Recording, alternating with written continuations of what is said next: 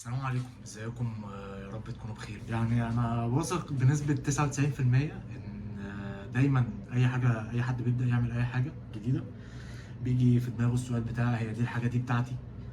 هو انا في المكان الصح؟ هو الكارير ده هو الكارير اللي انا المفروض اعمله؟ ما يمكن المكان ده مش مكاني، ما يمكن المجال ده مش مجالي، وخصوصا مع كثرة الضربات اللي فيه، يعني لما تفشل كتير فيه.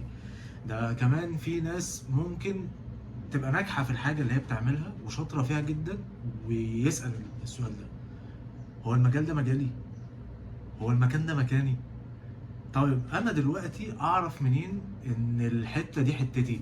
كنت بتفرج على فيديو كده لشخص اسمه أليكس هرموزي، شخص من انجح الانتربرنورز على مستوى العالم. كان بيتكلم في النقطة دي، ان انت ما تحكمش على حاجة انت بتعملها غير لما تكسر الألف ساعة شغال فيها. اتكلم لو هتجرب، يعني لو استمريت تعمل حاجة لمدة 1000 ساعة، لو هتقسمها على سنة، يعني تتكلم ان انت في اليوم هتعمل الحاجة دي من ساعتين ونص ل3 ساعات في اليوم يوميا بشكل مستمر، يعني كل يوم لمدة 365 يوم، عشان تبقى وصلت لل1000 ساعة، عشان ساعتها تقدر تحكم هل فعلا الحاجة دي بتاعتي ولا لا، هل الحاجة دي بعملها بحب ولا لا، هل انا شاطر في الحاجة دي ولا لا. وخصوصا ان كده كده يعني اي حاجه انت بتجرب تعملها لاول مره بتبقى فاشل فيها، وهيبقى شكلك عبيط وانت بتعملها، وهتبص على اللي حواليك وهم بيعملوها بسلاسه وبسهوله، وتبص على نفسك تقول إيه التخلف ده؟ ازاي انا بعمل حاجه زي دي؟ طبيعي جدا حاجه زي كده، ومع الوقت هتبدا تلاقي نفسك ابتديت تتعلم التاكتكس بتاعتها واسرارها والخبايا بتاعتها، وازاي تشتغل الشغلانه دي بسهوله، ازاي تقدر توصل لنتائج اسرع بشكل اسهل.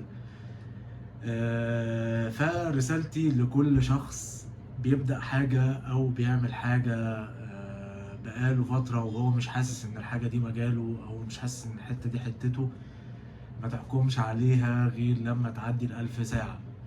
عديت ال1000 ساعة بتعملها، ساعتها ممكن بقى ترجع وتحكم وتشوف الحاجة دي أنا نجحت فيها ولا لأ، الحاجة دي بتاعتي ولا لأ، الحاجة دي هقدر أجيب نتائج فيها ولا لأ، وتبدأ تبص على اللي حواليك أساسا. طيب انت بالنسبة للي حواليك كويس فيها ولا لا؟ بالنسبة للناس اللي انت دخلت على المجال وكانوا هم شاطرين فيه، هل انت بقيت شاطر زيهم ولا لا؟ هل بقيت بتقدر تشتغل زيهم ولا لا؟ ويعني اتمنى التوفيق لينا جميعا، ولو حد عنده اي تجربة لحاجة هو بدأ فيها كان حاسس ان هو متخلف فيها ومش هيقدر يوصل فيها لحاجة، وقدر فعلا بعد مجهود الموضوع غير له حياته ووصل لنتائج عمره ما كان يتخيلها، يا ريت يحكي لنا طبعا قصص زي دي في الكومنتات. و 1000 ساعة حلوة عليكم. والسلام عليكم ورحمة الله وبركاته.